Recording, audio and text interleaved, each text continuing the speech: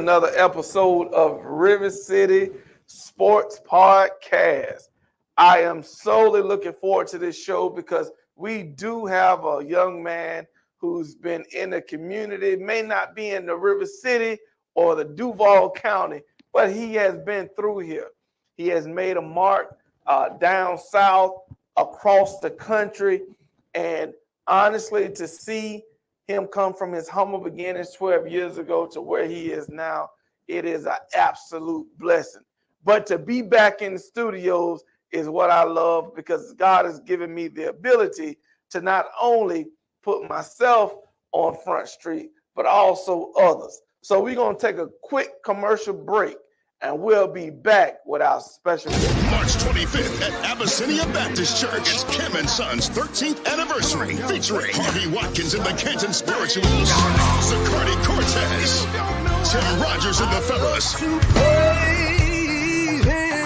Keela Richardson, the Gospel Legends, Risen, and Maurice McZeek and MDK. Kim and Son's 13th anniversary, March 25th at Abyssinia Baptist Church. For tickets and info, call 904-813-0085. In our world, women wear many hats.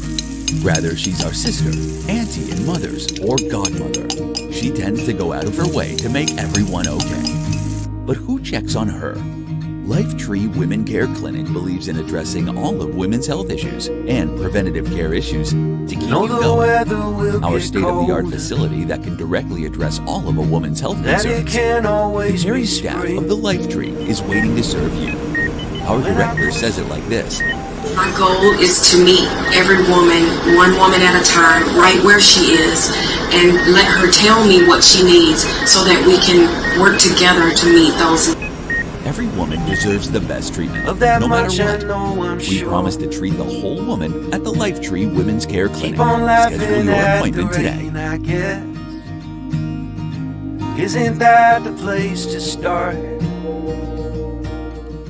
And we are back. We are back. I hope you enjoyed the commercial break, but we are back with our special guest. And without further ado, we have this outstanding young man. This is the greatness, Mr. Darren T. Green.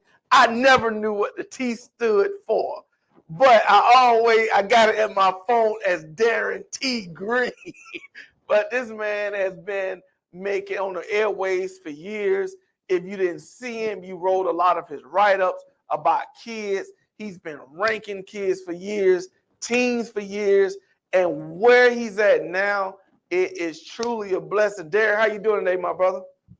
I'm doing great, Rick, man. I'm doing great. Celebrating another year and adding things to my resume and trying to grow as a person and really trying to get out here and give these kids things that they haven't received in the youth football world. So that's always my driving force. And man, you know what? I can truly say that is definitely a driving force, because I can remember years ago, I told Dan, I was like, hey, man, these people coming for you. And he was like, nah, Rick. I was like, no. It's like the one thing I always knew is when you start hearing name drop from several people and they're calling the same name over and over again, you don't want to sound as if, let me pull you away. Because, I mean, even when dealing with Darren from the first time we met, it was, okay, this dude going to blow up. Okay, this the guy. Yeah, he got the mindset. He got the attitude. But the one thing Darren never liked to do, and let me say this live on this show, Darren don't like to charge money. And I'm like, Darren, you can't do that. You got to charge. And I'm talking from a person where I don't like to charge money. I don't like to overly extend the pot and saying, oh, you got to do this to do that. I've always felt like if you're doing it for the kids, it should be for free. Well, then business hits you in the face. Okay, yeah. You have things you got to pay for. There's absolutely security that you got to pay for. It's so much that when you start talking about an event that goes along with the event and the people that come, they want to check. The people like, so it's like, okay, I got to put a fee to this. And I'm so glad that he overcame that to now he has the best preseason event that's out there. He has that hospitality, Southern hospitality. He got that Northern hospitality. And if I'm correct, sir, if you could just tell us a little more about your Southern hospitality and how it has grown, just give us a little insight on that. Southern hospitality started during the pandemic. As much people know, I got a call from Reggie Jones, who used to a former NFL player. He established Air Academy in Seattle, Washington, and he got into a chirping match between the Southeastern teams because everybody know football starts and ends in the Southeast region, Florida, Georgia, Alabama, like that's king, So Reggie was feeling the need to come down here and prove himself. So he called me on the phone and he was like, and at that time I was with Generation Next. And he called me on the phone and we hadn't did an event because it was the pandemic. So when he called me, he told me what he wanted. He was like, he wanted to play certain teams. So it was just supposed to be just an air thing, but against RDU in the Northside Pride. But I just turned it into an event. And so from turning it to an event, I had to put the bow on it, which was, what would be the perfect name. And like, if you coming from the Pacific West and you coming south, like we gonna give you some Southern hospitality, So that was the start of that. And I end up, and my boy Ricky, like shout out to Ricky, man, because we have this relationship where, like I would have never known who certain star players was if I would have never came to Between the Hash. I remember him telling me about Bryson Wright out of Augusta. I forgot what the name of it, but you know what I'm talking about. St. Augustine. Matter of fact, St. Augustine. That's where Bryson Wright was from. He told me about this kid. I came to see him. Cam Davis, who's a 5-star right now. I got to see him at Between the Hash. So like I enjoyed my trips up there. My guy treated me like a king every time I came up there. And my first Southern hospitality was going through a lot of people ain't gonna talk about their bad times, but you learn from these things. And I didn't have a lot of police enforcement, and the police end up leaving, and the incident happened, and my event was going to be shut down.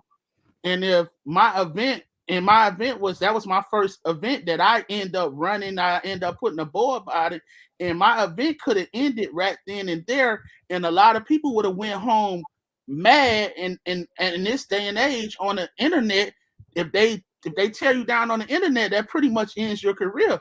And my boy Ricky came to me. It's like, D, hey, they shutting you down right here. You could use my part, bro. I'll go over there and cut on the lights, and I'll get you my stuff, and you can finish it out over there.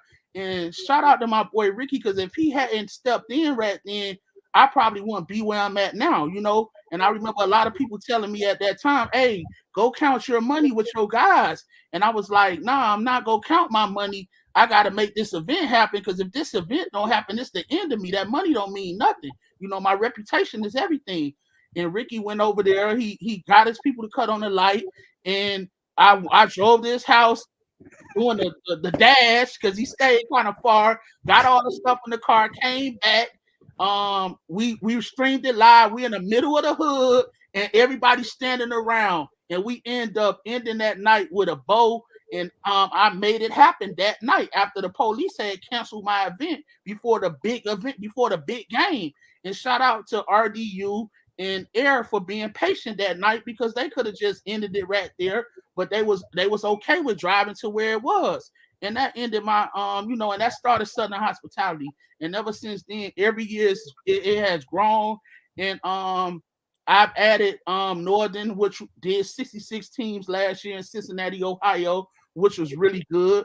But now this year is moving to Indiana. And then I added Aloha Hospitality, which is going to be more of a smaller, intimate event in Hawaii. So I'm just growing and trying to see football in places where they don't get the credit, where they don't get the recognition, where they aren't on under the radar, where they aren't on here. My vision is always to understand how football is played in different states and cities and regions. And I get a kick out of it. I've been to places that a lot of people wouldn't go. Been to Seattle, Washington. I've been to Idaho. I've been to Oregon. I've been to a lot of places. So when people say national, I'm national. Like, it ain't nobody that does what I do on the level that I do. And that's not to brag or anything. That's just my resume. Mm-hmm. Mm-hmm. I can definitely attest to that, man. And I think even well before that, when we did the event here in Jacksonville, years ago, and it was you who was, doing all of your articles and your write-ups and cutting the film, and people Yeah. wanting to know, hey man, is Darren over here watching the game? And I Yeah. was like, wow, it's crazy. It was what's my guy from Maryland Seahawks. Yeah, Maryland Seahawks, Jarvis. Jarvis. They wanted to make sure that you was there. And I was like, he right over there sitting down watching the game, and I was like, you see, that's what you call credibility. You know what I mean? But I must say, man, even when bringing you in for the BTH, when people saw you, see, this what people got to realize is this. When people saw Darren, that's now like seeing your R&R. But Darren was bigger than that. Because now Darren validated your event. Oh, Darren here? Oh, yeah, it's something. Yeah, there you go over there. He on the. So it's like when you have that and you can grow from it, that's the blessing. And then to have the heart that you have to not only say, I want to have this event, but I don't want to charge a lot. And you got to get to the understanding that you got to get the business first. And no one could have told me this years ago when I first started doing this. Hey, man, you got to get your money. Man, forget that. Got you, because people don't understand. And see, that's I had to understand that. And see, as a African American, we have to be honest about how we're brought up. We aren't brought up in business. We are my beginnings wasn't like this. I never saw my calling. I think I gotta give Jonah credit for that, no matter where we stand at, because at the end of the day, he the one who saw that I was doing this like as a hobby. And I used to travel around Miami and just go watch games, and I'd be on a message board and we'll be debating about football. And I used to debate with Jonah. So, he had respect for me, and he called me. He was like, hey man, you need to do this professionally. Like, come on and let me put you on and stuff like that. So my beginning started with Generation Next and Jonah telling me and my guy, Jerry Williamson, to come in. And Jerry is super huge right now as well. So like, we came from beginnings where we were everywhere, and that's what I believe in. A lot of people try to tell me to get away from the camera or stop doing more stuff, have somebody to do it, but I'm passionate about it, and I don't feel like anybody can do it like I do it. Is go pay attention to it. Like even me, I'm gonna stay out there all day. You go see me out there all day. When I'm doing AYF Nationals, I'm out there all day. When I'm doing my hospitality series, I'm out there all day. I'm trying to watch all the football I can, because at the end of the day, when you're me, a lot of people like to try to challenge you to see how much you do know. So that's on me to not slip and always know what's going on, even when they don't know what's going on. Correct. And I can say, even as you brought up Jonah, one of the things back in 2015 that he told me when we was getting that preseason event together, it's like, hey, yeah, man, you dog, like you helped like start, like people don't understand, like that first preseason event that opened the door for YNC, because it wasn't officially YNC. It was showing Battle what it could be, So when we did that tournament in Jacksonville that Ricky got the feel for, got some of his teams to come down, and people we did it big in Jacksonville, and that started YNC. We were partnered with NSR and stuff like that. So people got to understand, when everybody love YNC, but they got to understand how it was built. And I was an instrumental part in building that. And I knew all the national teams anyway. Like, they did the business part. I was on the ground knowing everything from players to teams, which helped grow it. Like when we did our first national in Daytona that year, where it was one of the biggest games in youth football, which was the Hurricanes and IE Ducks at the time, not OG, IE Ducks at the time. That was in Daytona. I had to go find teams because people wasn't really buying into something new. And Battle was only partially in then, but after that game, they were all in, and YNC was created, So right. Like, people don't know the history, but it is what it is. Like, just to be around for Pop Warner, when Pop Warner was power. Like this morning, I posted our 2010 national championship games that we played, from Pop Warner to YNC to AYF. you know, I've been through it all. I've seen it all, you know, especially with players. So, you know, I'm super hyped about that. And that's like one of my excitement. And I was told by a friend of mine, he was like, Rick, man, you ought to tell your story. And I said, well, I ain't never been I've never been too intrigued of pumping up myself because I forget a lot. You know, I feel the same way. Yeah, I forget a lot. And it's like when you are doing it genuinely, you're not doing it to say, look what I did. Yeah. You're doing it because somebody else is gonna tell your story. You know, it's just like you break, like, just my thing was in 2015 when I talked to Jonah, and I'm going step by step by step. I took all that stuff as life lessons because I had just finished, I just did in January my first BTH. Mm-hmm. Was out in the cold at Jackson, and that being able to be on that bigger stage with all of these teams that came in, and I was trying to tell these local dudes, I was like, everything that y'all doing, I don't did it. So I'm not excited. I don't get, you know, when it's time. Yeah. It's behind the scenes, and it has nothing to do with going. If I'm just going, oh yeah, I go in a heartbeat. But when you have to prepare 6 to 8 months, yeah, that's different. That's different, bro. And see, people don't understand that. And see, like, and what I've learned, like I say, like we have to teach our kids growing up is how to be more business minded, how to handle business. Because when you're not professionally into business or know things like that, like, you know, people are able to pull like certain things over you. You know, like that's what we don't teach. Like the Hispanic community, they have their kids in their restaurants teaching them the ropes. So when it's their time, they jump it, they hit the ground running, they know the game. You know, the Arab people, them as well, you know, the Chinese people. But our Black community, we don't really teach our kids businesses, and we aren't passing down businesses. So when we become entrepreneurs, you know, it's a lot that we don't know, and we mess up before we get it right. And some never able to get it right. They end up sinking, and their business is crippled. So like when I'm going through this and I'm doing this, it's a lot that I've learned, and I like to do things the right way. And if you do things the right way, you're going to spend money. And I remember somebody told me this, and I ain't gonna say who told me this, but I'm gonna say this. They told me this, and I never believed it to be true. There's like, when you do an event, you're never supposed to spend your own money. And it was like, when he told me that, I was like, but what if I want to make it better? I want to make it an experience where they like, wow. But see, if you come from where I come from, like Pop Warner, you go to these extravagant events and you see things, you like, wow, this is beautiful. I want to keep coming through this, the structure, everything. I want my events to mirror that. So you have to spend money. Yeah, they bigger corporations, but you can dial it down some and do the same things. And while people may look at events and try to count your pockets, they don't realize how much money is going out. You know what I'm saying? Because it costs. Like me personally, I had the most videos or highlights at my events. I spent, I say about 13,000, 14,000 on just video guys. You know, because they cost like video graphics, all that. That costs a lot of money. People don't understand that. You know, so you know what? I mean, you spending, because video guys are optional, and you have them.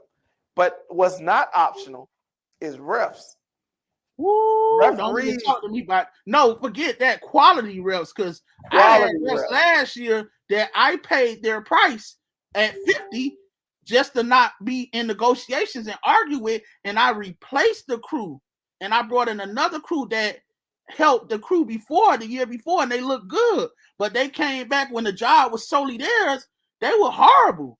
Like I was going out there, people calling me, hey, my game ain't started. I get out there, the refs sitting down under, hey man, it's hot out here. It's such and such degrees out here. And I'm like, bro, I'm paying y'all $50 an hour, and I mean $50 per game.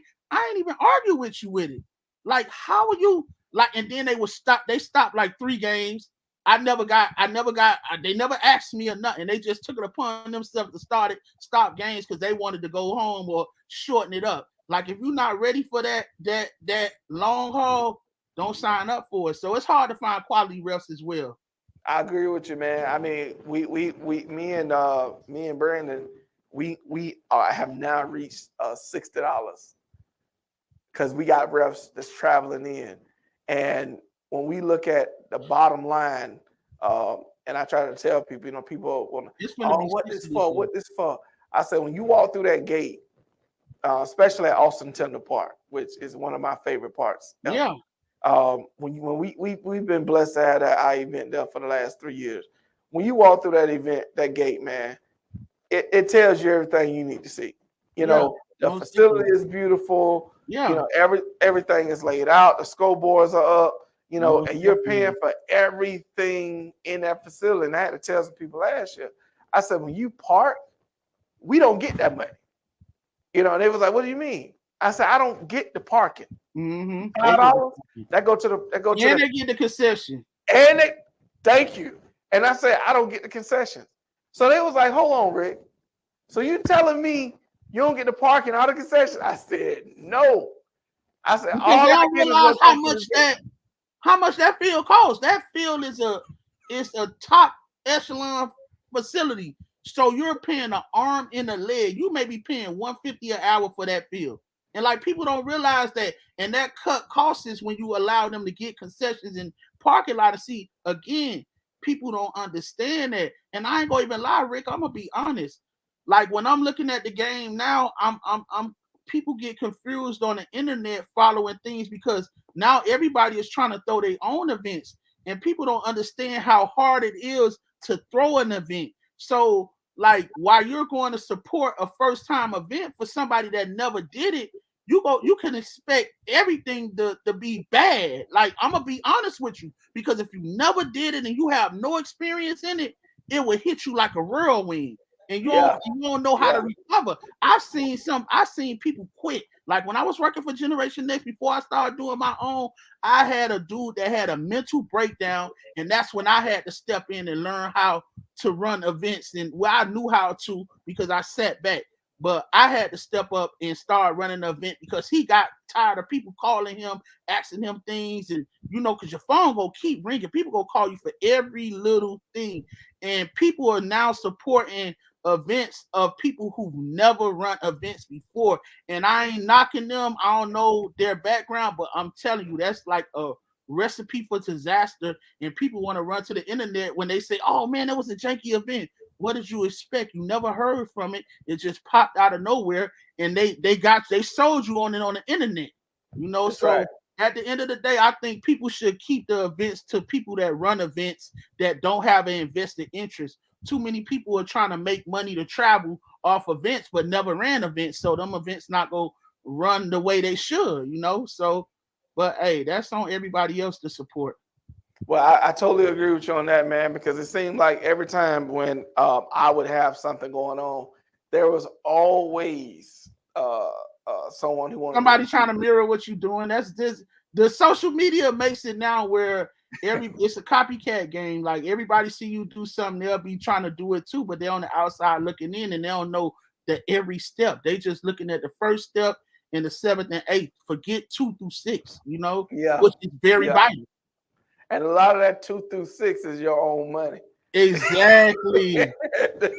I just said this. Man, you got to talk after this too. But you got to have your ducks lined up too. You got to have your nonprofits and stuff like that. You might not have a nonprofit, so you can't really get the right sponsorships from that. And people don't understand that. Again, it's business, and you're learning on a job. So these things that you have to learn and you have to obtain if you want to be a respected businessman and have these sponsors help you make the money. And see, honestly, like the people that know how to do that and know all the paperwork, they have some of the worst events. I'm going to be honest with you. I know a dude that beat me out for money from the city, and he had nobody at his event.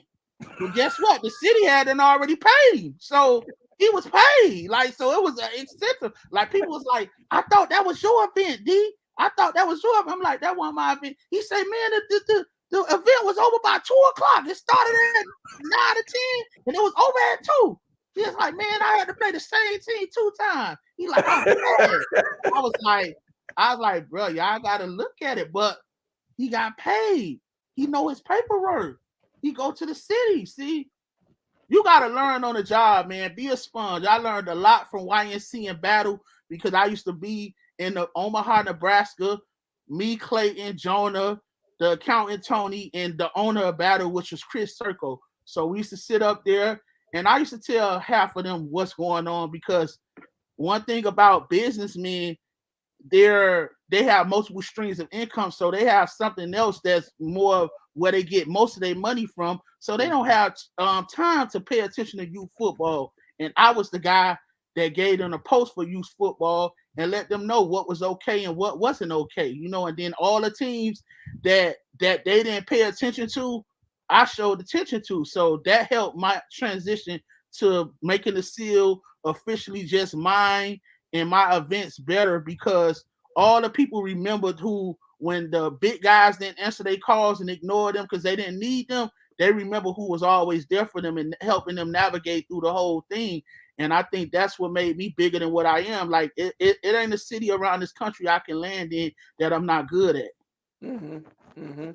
Yeah, that's true. That's true, man. And I mean, to have all these pop-up events that I do see, when I always associate any event with a name, with everything that we do and everything that we talk about, everything is centered around the name, who's affiliated with it, what's going on, you know, and that brings me to, you know, when you're doing your rankings.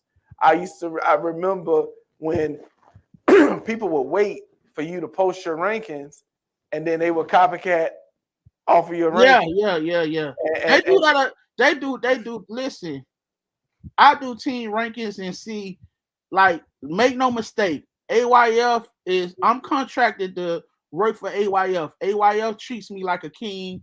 Anything they have going on, they want me there. They respect me as a person.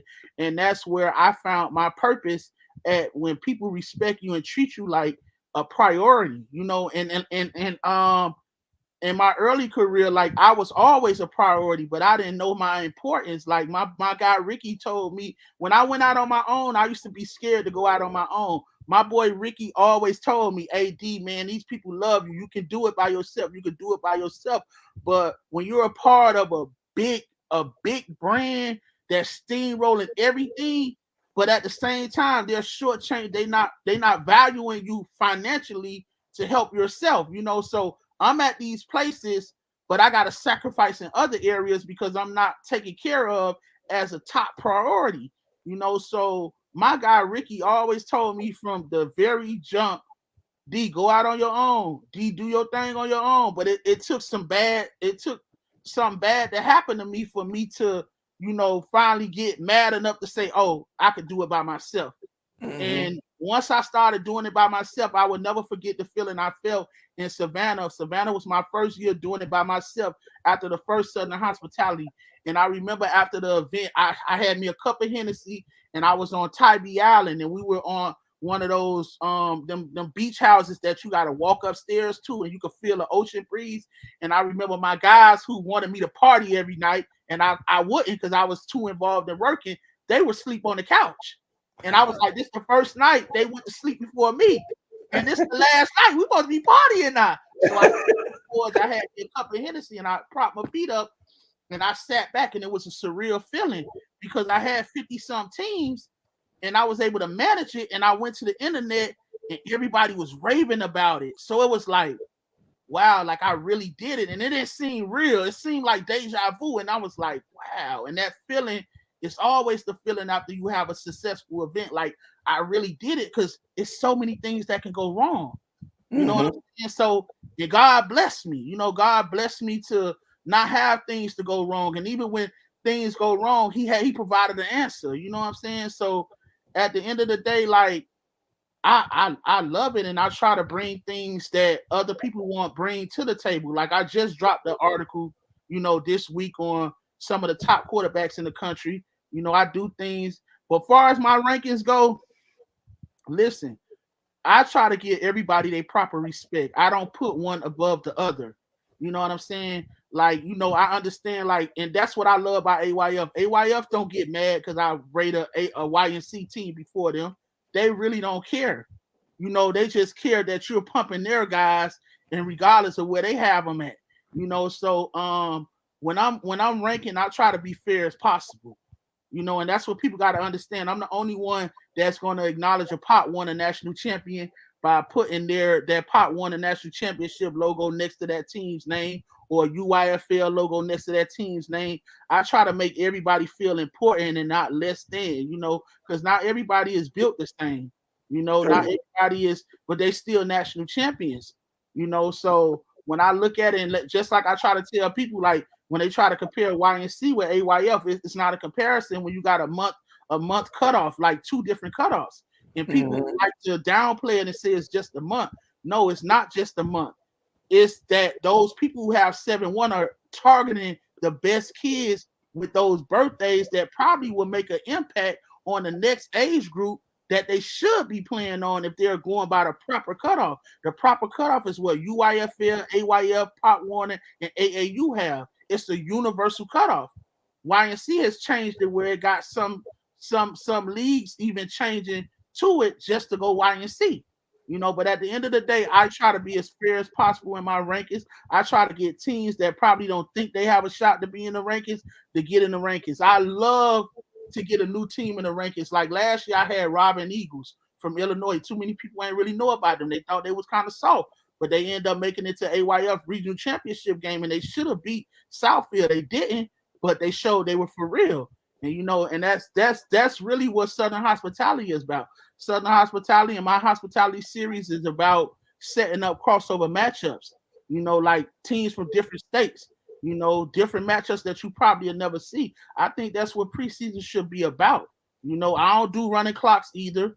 2 games guaranteed. My event is more like an open scrimmage to see what you have as a team.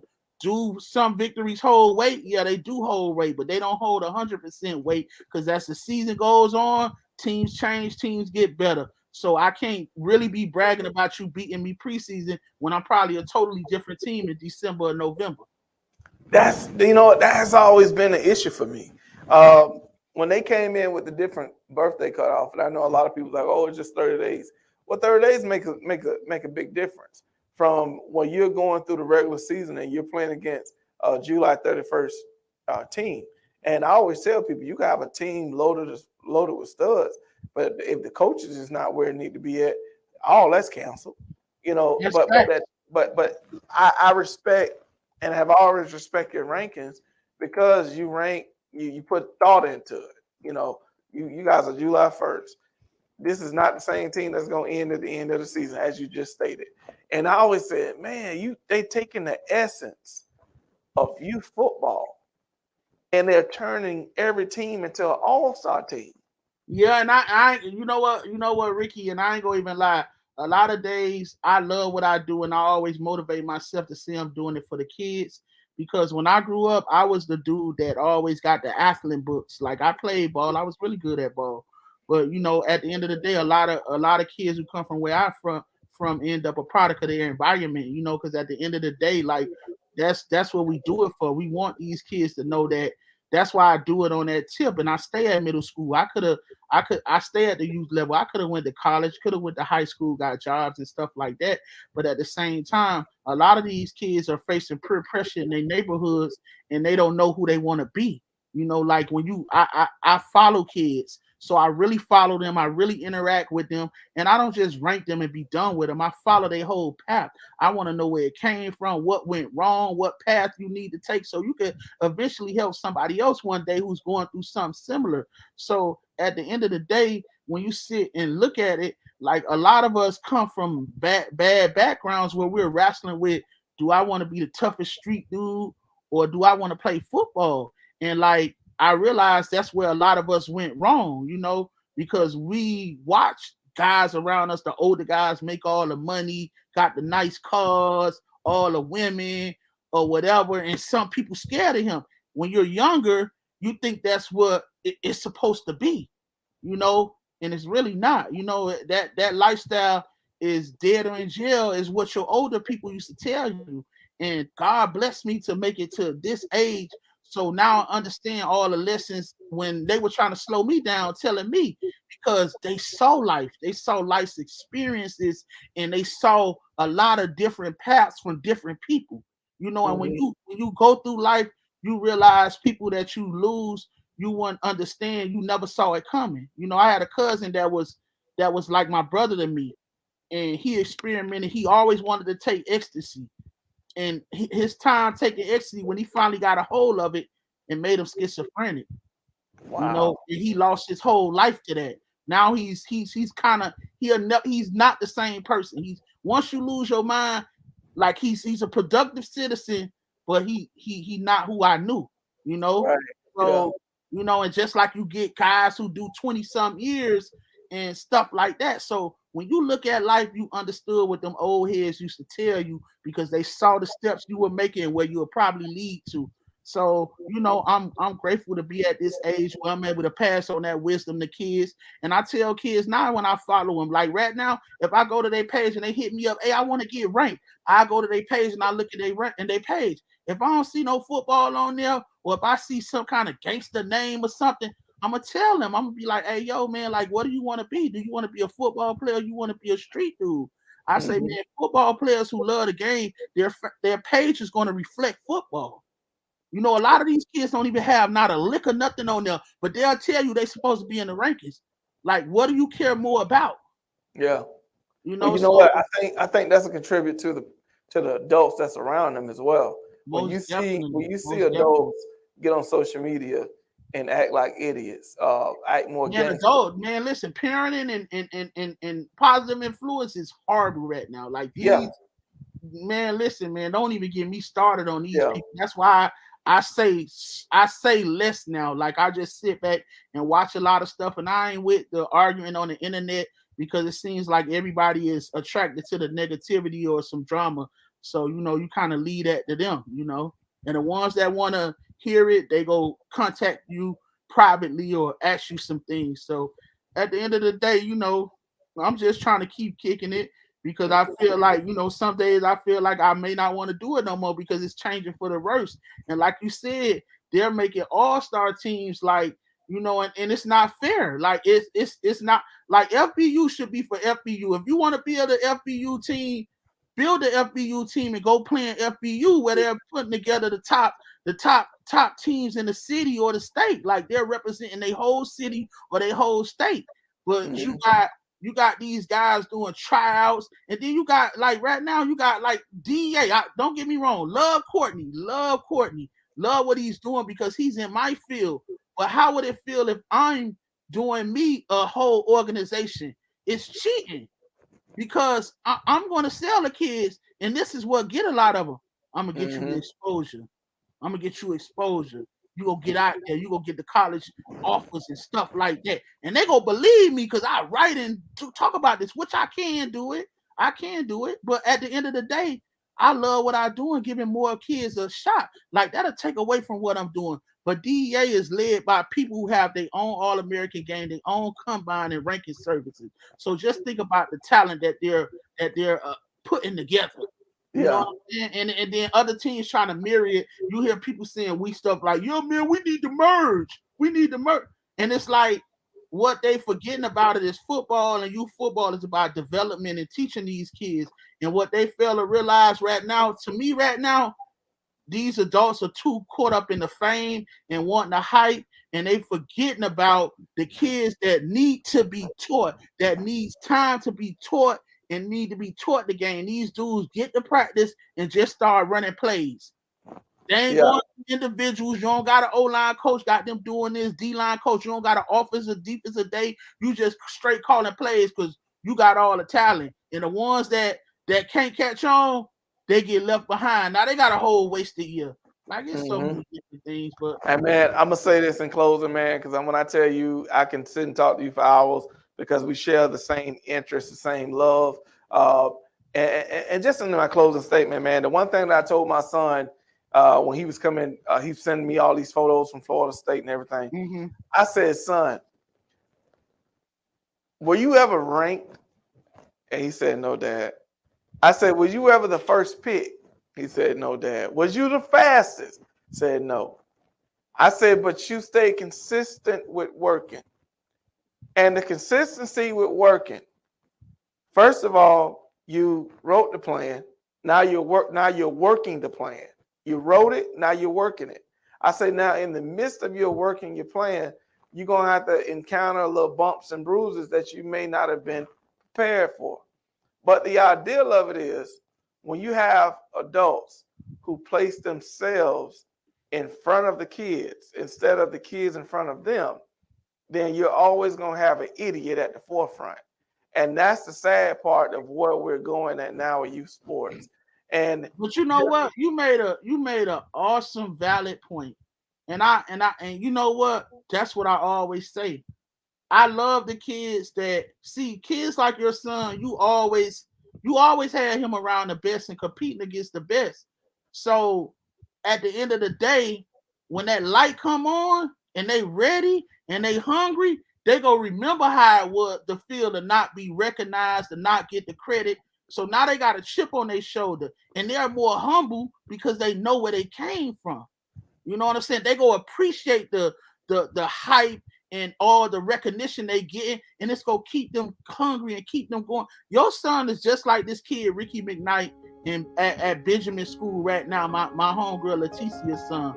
You know, so it's awesome to see it. And like when you send me your son film, I be so excited to see it because I love the underdog and the long shots of the guys that they like come on at the same time. Evan Neal was one of those kids as well, you know, and he's in the league now. You know, man, I'm gonna tell you this, bro. This will not be the last time that you come on this River City Sports Podcast. Most definitely. Man. I'm getting my time. My time is up for this episode. And let me say one more thing before I go. I want to say get well to my guy Terrell Dallas, man. Get well, Dallas, man. That's my brother, and I hope you're doing very well, brother. Love you guys, and I love the city of Jacksonville. You guys are my second family in Florida, and every time I go, I get so much love. I don't need a ride. I don't need to pay for food. Like, everybody just treat me the greatest. You know what I'm saying? So shout out to Duval and the city of Jacksonville. And man, but saying that about Terrell Dallas, make sure y'all visit Terrell Dallas' page, his GoFundMe, his beautiful wife. Family is always advertised to GoFundMe. Please be there to support the brother simply because a horrific accident, God is seeing him through. He's been a little more conscious, but guess what? Bills need to be paid. So if you guys can, man, visit his page, go to the GoFundMe, support. We are definitely here for our guy.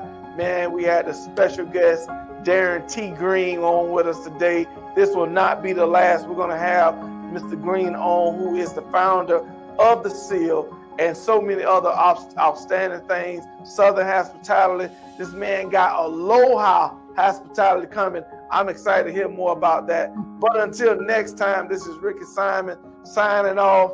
We are always representing for the community. We're going to stand for the kids. We love what we do at an all-time high. Till next time, we'll see you later.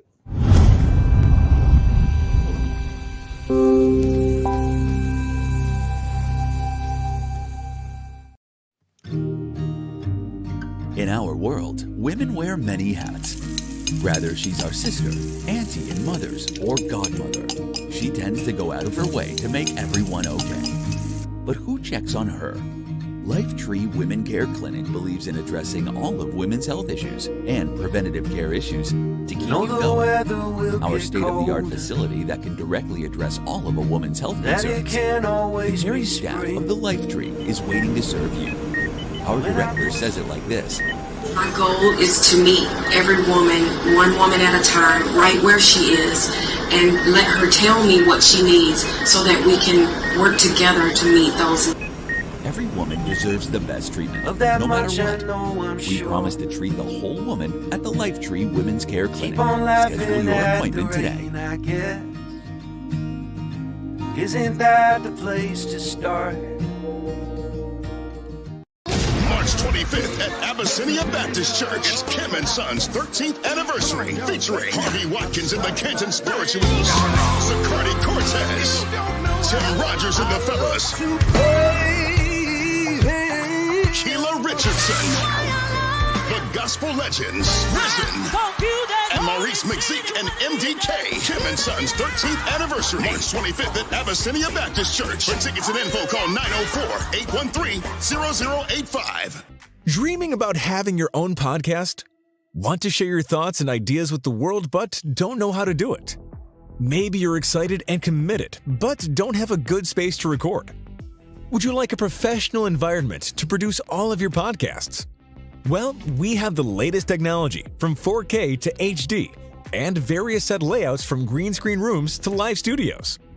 The Inspire Network is an actual television station where our studios are available for rent and we offer editing suites with the latest technology. We have a makeup studio and beautiful spaces to prepare for your show. Don't forget to ask about our convenient photography studio to capture professional headshots or redefine your new look. Our state-of-the-art facility is intentionally laid out to accommodate your multimedia needs.